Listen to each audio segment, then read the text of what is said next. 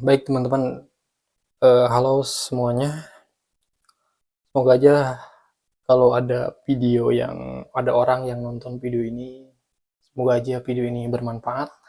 Dan tujuan saya membuat video ini adalah saya pengen mengukur eh, batas kemampuan saya dan saya ingin melihat bagaimana saya itu berbicara gitu kan, apakah terstruktur atau tidak. Nah, bicara itu harus jelas juga kan, harus eksplisit. Apa sih yang mau saya bicarakan atau yang mau saya bahas? Yang mau saya bahas itu yang saya pelajari ya. Saya mempelajari tentang konsep utilitarianisme ya. Mungkin teman-teman belum ada yang udah tahu atau belum tahu. Apa sih mungkin yang belum tahu apa itu utilitarianisme?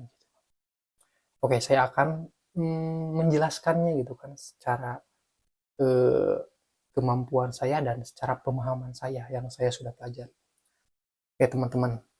Jadi, utilitarianisme itu adalah suatu teori etika yang menyatakan tindakan yang benar secara moral adalah tindakan yang menghasilkan kebenaran, kebaikan terbesar atau kebermanfaatan bagi jumlah orang ya, bagi sejumlah orang. Nah, mungkin teman-teman masih kebingungan ya apa itu utilitarianisme ini. Utilitarianisme ini tuh eh, diciptakan oleh Jeremy Bentham ya, seorang filsuf dari Inggris. Nah, awal mulanya itu Bentham itu terinspirasi dari tulisan-tulisan Hume, Christie, Helvetius, terus Mucha, Mucha. Itu juga agak sedikit Mucha atau Muka ya. Jadi mohon maaf ya kalau ada salah dikit-dikit. Nah, dari situ dia tuh menemukan prinsip dasar utilitarianisme ya. Prinsip dasar utilitarianisme itu jika benar sejauh meningkatnya kebahagiaan atau kebermanfaatan. Jika salah, sejauh meningkatnya penderitaan atau ketidakbermanfaatan. Nah, itulah konsep dasar utilitarianisme. Nah, bagaimana sih contoh utilitarianisme ini dalam kehidupan gitu? Utilitarianisme ini juga mempertimbangkan konsekuensinya kan. Namanya kan dasarnya itu ada kebermanfaatan dan ketidakbermanfaatan. Jika salah, itu kebermanfaatannya banyak. Jika benar, itu kebermanfaatannya besar. Nah, jadi keputusannya itu harus didasari, keputusan yang benar itu harus didasari oleh kebermanfaatan yang besar itu. Contohnya dalam suatu perusahaan, kita pemimpinnya, misalnya kita pemimpin suatu perusahaan. Di perusahaan itu misalnya tuh ada pandemi COVID-19. Bingung kan? Penjualan menurun. Karenanya eh, dilarangnya interaksi secara langsung gitu kan. Akhirnya ekonomi doan jatuh gitu kan. Karena nggak ada bisa barang keluar, ini susah. Terus orang-orang juga jarang keluar rumah. Nah, sebagai pemimpin gimana nih perusahaan ini tuh nggak hancur?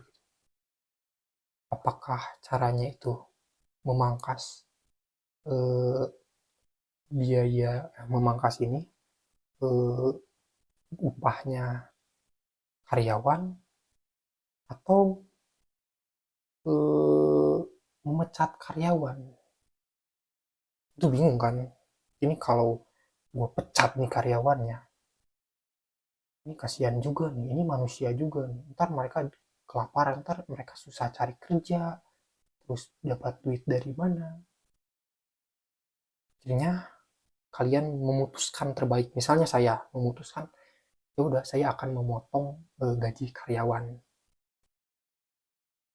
Nah, saya akan bilang, oke, untuk para karyawan, mohon maaf banget karena ekonomi lagi krisis, cari kerja juga kalian susah. Saya mohon maaf banget, saya akan memotong gaji kalian.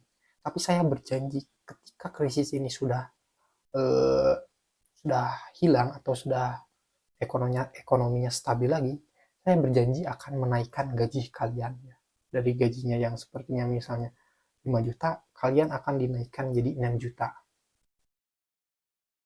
Udah, masalah kelar.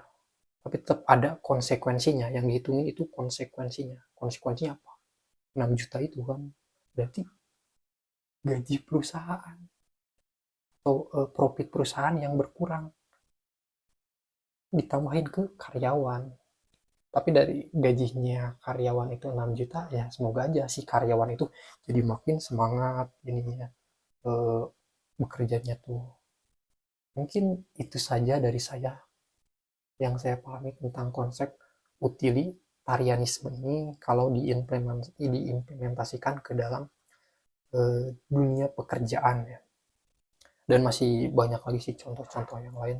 Teman-teman bisa cari aja sendiri nanti.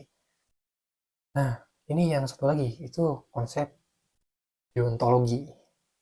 Konsepnya Immanuel Kant.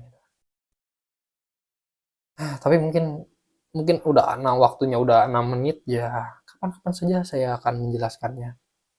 Sekian video ini.